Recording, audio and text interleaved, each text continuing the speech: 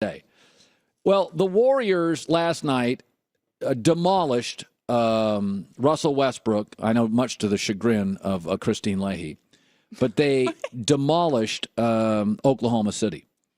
And the sideline reporter for the Warriors, who is a former Stanford basketball player who covered Team USA, who has worked on the Olympics for NBC, is Roz Gold-Onwude, and she is joining us. Where's Roz at? There she is. Come on in here, Roz. By the way, I had a conversation with Roz, I think, years ago about my daughter going to Stanford. Now, where do we have that conversation? I'm not sure, but you were curious about Stanford, and she plays volleyball, and she was thinking about it. I said, go to the camps if she can. That's right. So we have talked before. So your first year was covering the first championship year. Yes, it was really fortunate timing. Okay, so let's talk about you joined the team before they were American celebrities. Have the egos grown with the Warriors? For the most part, no, not at all. I mean, the stardom, the attention, the money has grown. I also think confidence has grown in the Warriors. But these guys are people who are still, at this point, it's 5 games into the season with now a new star, Kevin Durant, but everybody's still buying in. Everybody's committed to the team concepts of ball movement. Right now, lately, everybody's really working hard to buy in on better defense, their principles, letting it start there and then getting to the offense. Draymond Green, there was a story that came out recently with Draymond Green and Steve Kerr that apparently got in a shouting match that was so ugly last year that security was called near the locker room. Like, we know it's the NBA. These guys are millionaires. There's a lot of egos. Like is Draymond, did you notice the Draymond Kerr discomfort ever? Yeah, there's definitely, that's going to happen on any team, high school, college, pro. I think that there's a respect first. I think that Coach Kerr knows how to handle Draymond Green, and Draymond Green has figured out how to handle Coach Kerr as well. Coach Kerr is super smart. He's fierce. He's competitive. At times, he can really show fire, too. And again, he also is hired really well within his staff. There's a great coaching staff that's helped with Draymond Green to bring the best out of Draymond, because this team is nothing without Draymond. He breathes fire into them.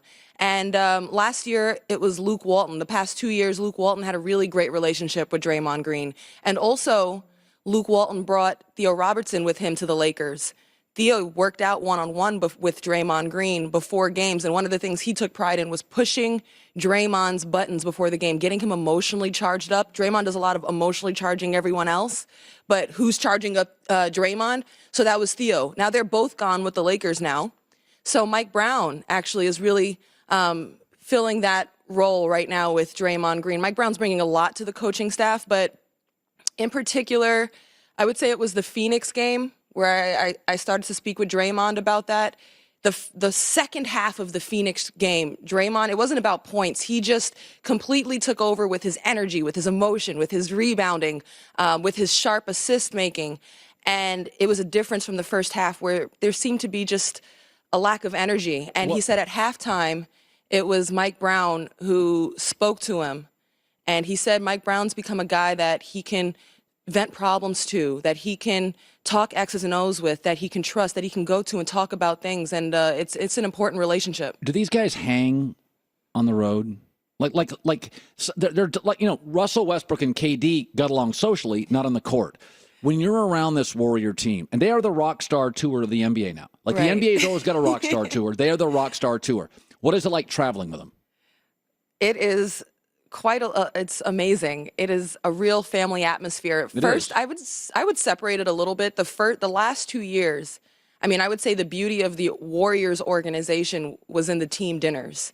Granted, this is my 3rd year covering the NBA. My first year was the championship year. So I have people who have been covering the league for 20 years and our broadcast team 30 years who often put it into perspective for me. These team dinners that they have, the entire team will come out and eat and bring their family, and they'll stay into the wee hours of the morning talking, laughing, and it builds such great chemistry, and it translates on the court. And in other organizations, from what I've heard, sometimes teams can't do that because the players don't come. Maybe they don't like each other, or they're all millionaires. They got their own life together. They got their own crews. But this whole team does dinner together, and the last 2 years that was really important. This year they're still doing that. It's a huge financial investment too by the Warriors. I mean, these are lovely, nice places that not just the players but the staff are at. And as long as the players keep coming, I think they'll keep doing it. But it is different this year. That's to be expected with so many different players, but it's still good. It's multiple superstars. So is Durant's quiet in person, right? Like that's the rep on him?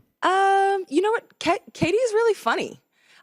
He is quiet, but the Warriors are a team, and I think he said early he was getting used to, just kind of how loose things are in the Warriors organization, the loud music, the jokes. Video sessions with the Warriors can sometimes be, I mean, they're pointing out where you can be better, but there's a lot of poking fun at the players and stuff. And so he said, that was new, and Coach Kerr and Steph has said, he's getting his fair share of getting joked on and having fun things pointed out. Despite being great and the pressure, it's a loose environment.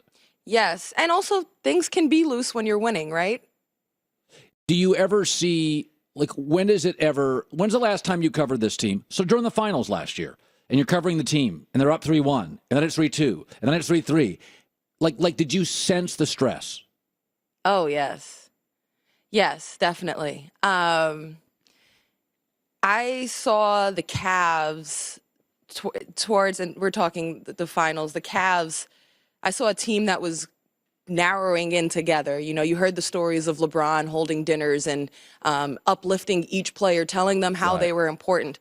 I did sense in that finals, there were so many distractions for the Warriors, so many interviews. I mean, these are all things that come with it. Yeah. And I don't think it's bad. I just think it was extraness. I think there were interviews, there were covers, there were tweets, there were Twitter, there were all sorts of things. Somebody once told me about Peyton Manning. He's a creature of habit. And people said the reason Peyton wasn't as good in the postseason, Peyton hated playoff interviews and playoff promos. And everything doubles. And the halftime's longer. Mm-hmm. And I think, with the Warriors, they're such a rock star team that all the networks, they don't care about interviewing everybody else. It's LeBron or the Warriors. And you sensed that last year. I did, but also Game 6, I mean, the locker rooms were so quiet after some of those losses. Game 6, Steph through the mouthpiece and all that, and it was just, I mean, it should be quiet, right? But it just felt like, gosh, this isn't something we've experienced before this season. So last night, you're at the game, and it's a fundamental thrashing. It's sort of a referendum on KD did the right thing and Westbrook struggled. What was your takeaway, locker rooms, floor last night? First of all, that is quite a response from Kevin Durant with the eyes of the entire sports world on him. It doesn't matter that it's the 5th game of the season. The entire sports world was watching that, and he dropped 29 in the first half. I think all the talk coming into the game, everybody, we're going to treat this like any other game. That's nonsense. It really was not. Everyone was talking. It felt like a Rucker Park game. It was like KD was talking, Russ was talking, OKC's bench was talking, Draymond was talking. It felt like Oracle Arena was talking, and it felt like Oracle was really informed, like an informed audience throughout the game. They really understood the moments that were pivotal, the moments that were highly emotional. Oracle chanted KD's name, KD, KD. It was like he'd played for the team for years. It's a great place to watch basketball. For years and years, the Warriors stunk. We're terrible. Shout out to the fans who earned that Warriors championship. I'm old enough. I remember the Rick Barry title, and I always said San Francisco reminds me of Philadelphia. The Sixers have been bad forever. Philadelphia's a great basketball town, high school basketball, college basketball. San Francisco, Bill Russell played for the Dons. Mm-hmm. San Francisco is it's a great sports city. It is a great basketball city. I guess they're building a new arena. Do you think finally, do you think at some point Steph's going to shoot less? Clay's going to shoot less. Draymond may be ignored. Do you think at some point, Roz, they're going to go on a 2-game losing streak? There's going to be tension here, right? You can't have 4 superstars. They have 4 of the best 12 players in the league, right? Like, this is going to implode at some point a little, right? There'll be fights, skirmishes, right? I won't use the word implode. I think what's been really important in the team that Bob Myers has constructed alongside the executives of the Warriors, it's not just that the skill sets match, but that the personalities have matched. Again, it's early. The team's winning. You know, it's easy for people to buy in, you know, when, like last year or anything, when you're 73-9, yeah, of course everybody's buying in. There might be more tension if things aren't going their way. However, I believe Draymond right now, Draymond Green, has taken a mentality. He's even said, my shot's not coming right now. My scoring's not coming. But people are saying we don't have a defensive anchor. I'll be that guy. He's working on being the quarterback, talking to people about what to do defensively. The biggest thing the Warriors have to do is figure out their defense. Draymond's taking accountability for that. KD is going to chip in more on the defensive end this season with his shot blocking. He's going to chip in down low on the interior. Stephen Curry helped bring KD here. I mean, these guys recruited him. They knew what it would be.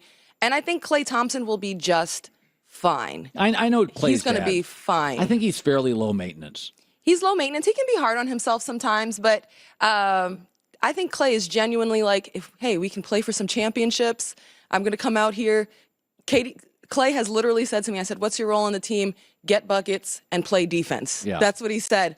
And even with the Olympic team this summer, Klay Thompson played amongst the best in the world and still found his offense. There were moments where he was cold, but he figured it out. And basically it was him and KD leading that Olympic team in scoring by the midway point and on in the Olympics. Roz, good seeing you again. Appreciate you stopping by. You'll be at the game tonight. Good luck. Thank you. And good luck to your daughter. Yeah, I'm trying to talk her into Stanford. Go Card. If I got to go to a vocational school. Third.